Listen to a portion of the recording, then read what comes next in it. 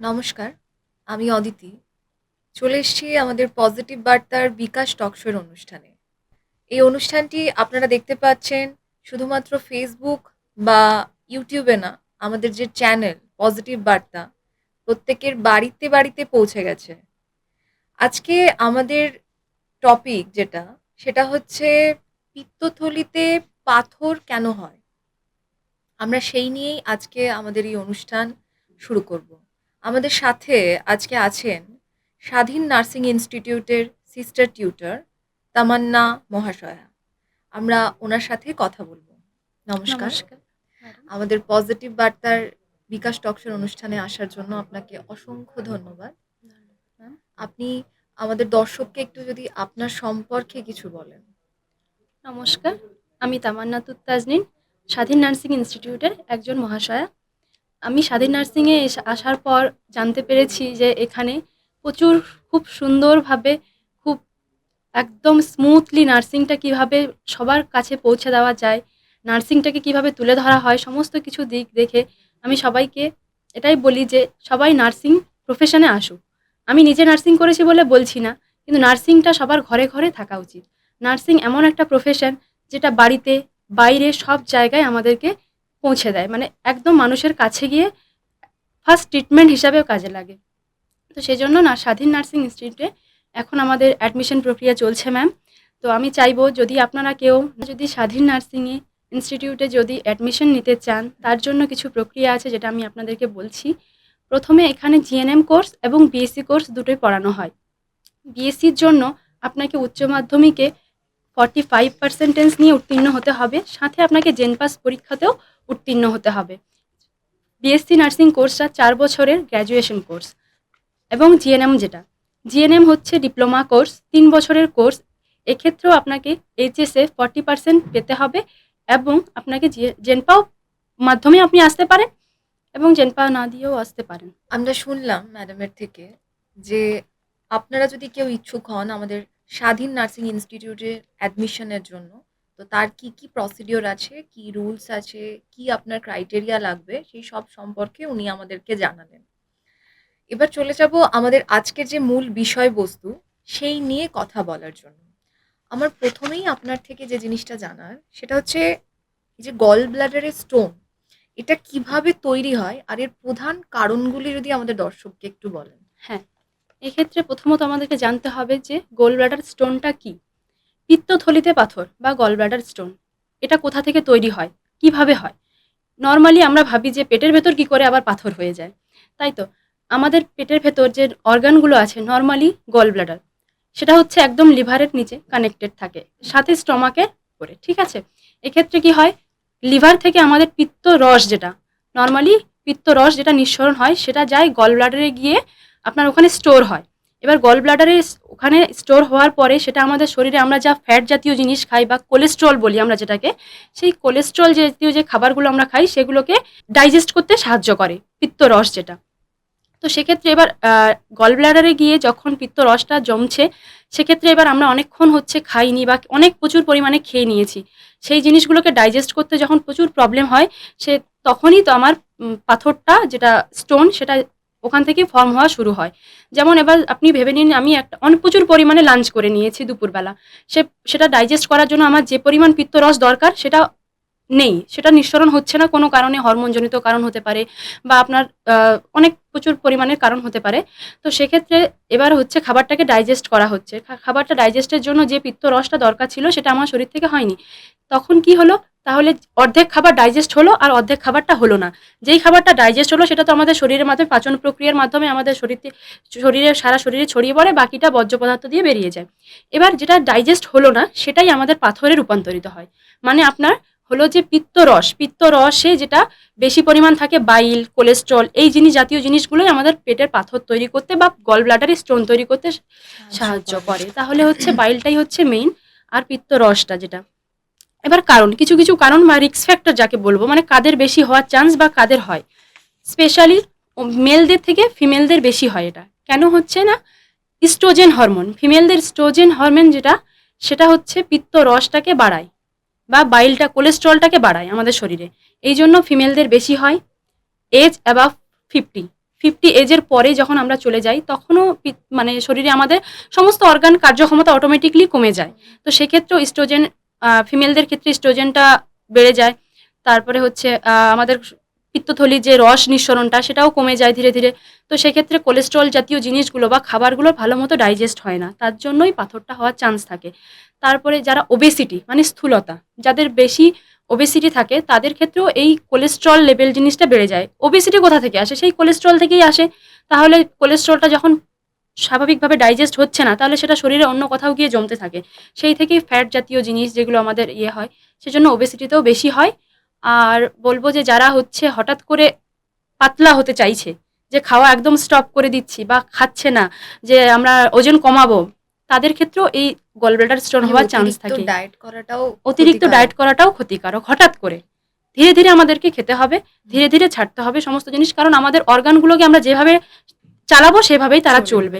তো হঠাৎ করে একটা জায়গায় আমি প্রথম আজকে আমি বেশি খাচ্ছি, কাল থেকে আমি খাওয়াই কমিয়ে দিয়েছি, তাহলে যেভাবে পিত্তরসটা নিঃসরণ হচ্ছিল খাবারগুলোকে ডাইজেস্ট করার জন্য, সে তার টাইম মতোই নিঃসরণ হবে। কালকে 50 ml নিঃসরণ হয়েছে, আজকে আমি যদি চাইছি যে না আমি ওকে কমিয়েই দেবো, হঠাৎ করে তো সে তার কার্যক্ষমতা কমাতে পারবে না।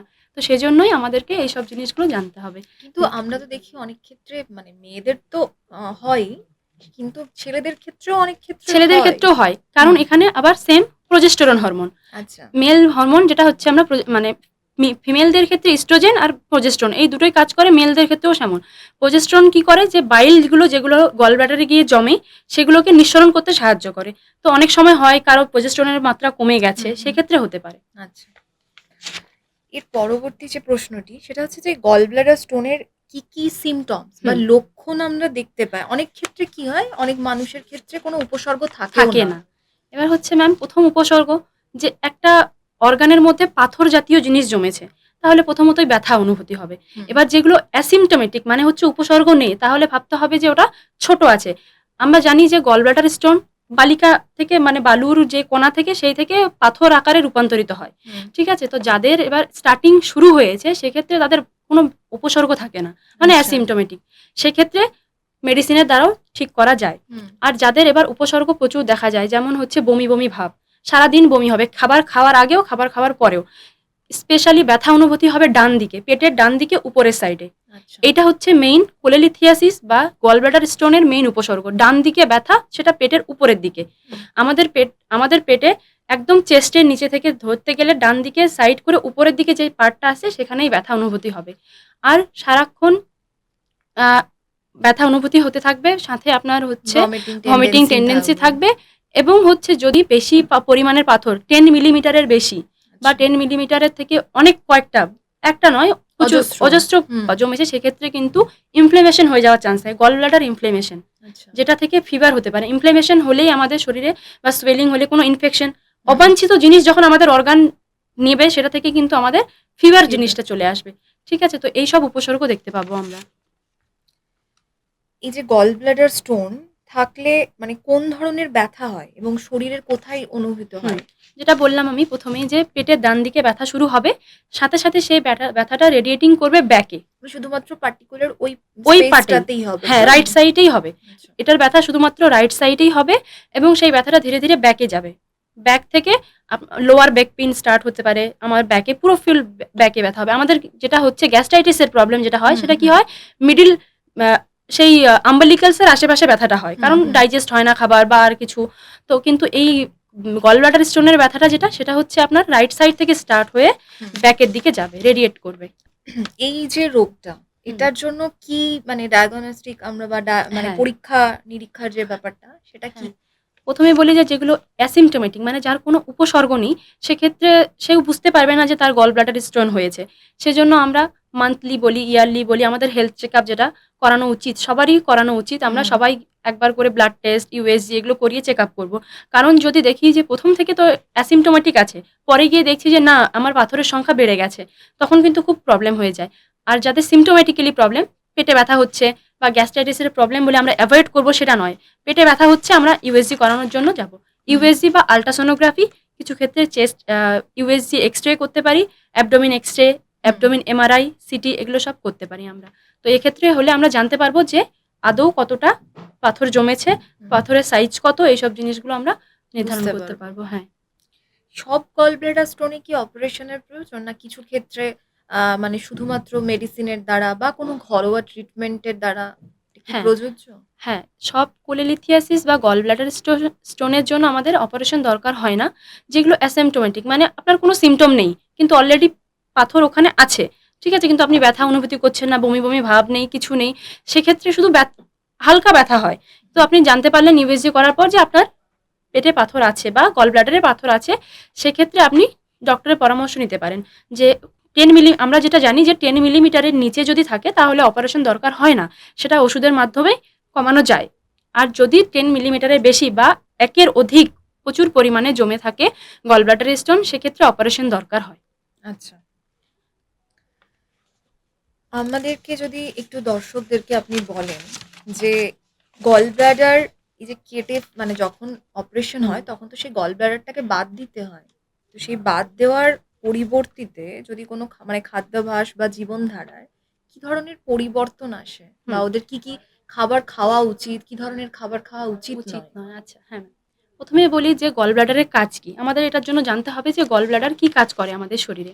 গল ব্লাডার হচ্ছে আমাদের শরীরে যে খাবারগুলো আমরা খাই, সেগুলো গল ব্লাডার থেকে একটা রস নিঃসৃত হয়, যেটা পিত্তথলির রস বলে হুম, থাকি আমরা। সেই পিত্তথলির রস আমাদের শরীরে ফ্যাট জাতীয় যে জিনিসগুলো আছে, সেগুলোকে ডাইজেস্ট করে।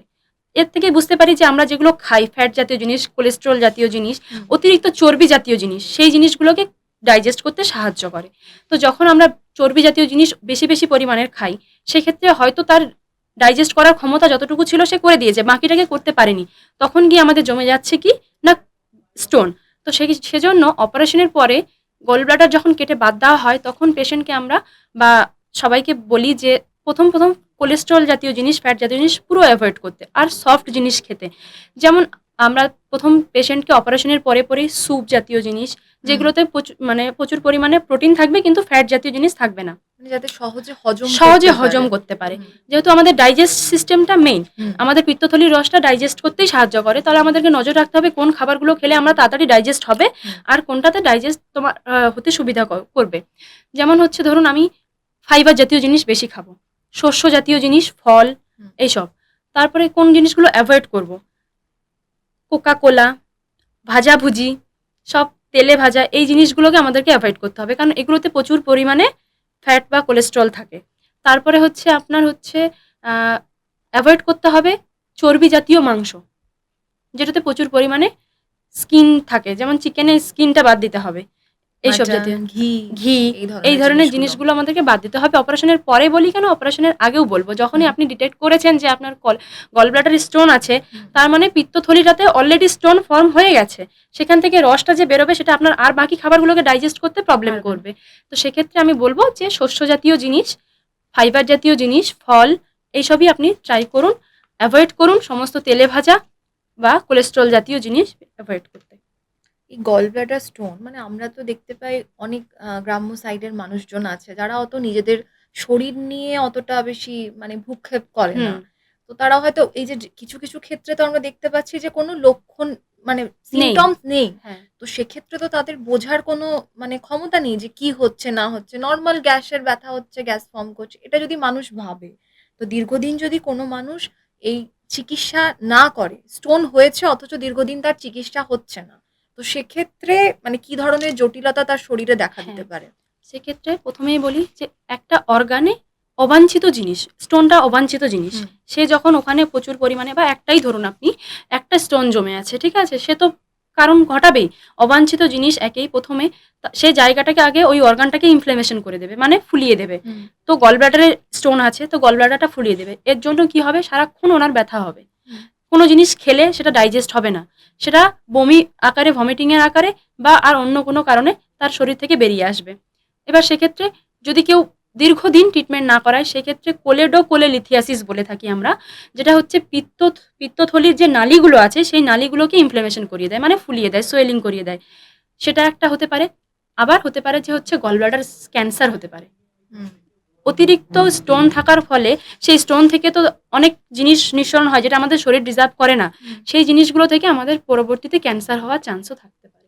আচ্ছা। আবার পাশে যেহেতু যে অর্গানগুলো আছে যেমন আপনার হচ্ছে হুম, প্যানক্রিয়াস আছে। তো প্যানক্রিয়াস ওটাও তার জন্য ওখানকার গল ব্লাডারের স্টোনের জন্য প্রভাবিত হয়ে সেও ইনফ্লেমেশন হয়ে যেতে পারে, প্যানক্রিয়াটাইটিস যেটা বলে থাকি আমরা, ইনফ্লেমেশন অফ দ্য প্যানক্রিয়াস, এবং তার আশেপাশের সমস্ত অর্গানগুলোকে ড্যামেজ করার ক্ষমতা সে রাখে। তো সেজন্য আমাদের যত তাড়াতাড়ি সম্ভব ট্রিটমেন্টটা করা করা উচিত। উচিত। আমরা শুনলাম ম্যাডামের থেকে, উনি আমাদেরকে পরামর্শ দিলেন যে কিভাবে আমরা সুস্থ স্বাভাবিক একটা জীবনকে এগিয়ে নিয়ে যেতে পারবো। তো ওনার বক্তব্য হচ্ছে যে আমাদের শরীর যেহেতু আছে, তো রোগ হবে এটা স্বাভাবিক। তো আমাদের তার জন্য একটা ট্রিটমেন্টে থাকা, এবং আমাদের মাসে না হোক বছরে একবার নিজের শরীরের একটা ট্রিটমেন্ট, একটা হেলথ চেক আপ করানো খুব দরকার। তো আপনারাও ম্যাডাম যে পরামর্শগুলো দিলেন সেভাবে আপনারা নিজেদের ক্ষেত্রে সেগুলো ব্যবহার করুন। ভালো থাকবেন, সুস্থ থাকবেন, আমাদের পজিটিভ বার্তার পাশে থাকবেন। নমস্কার।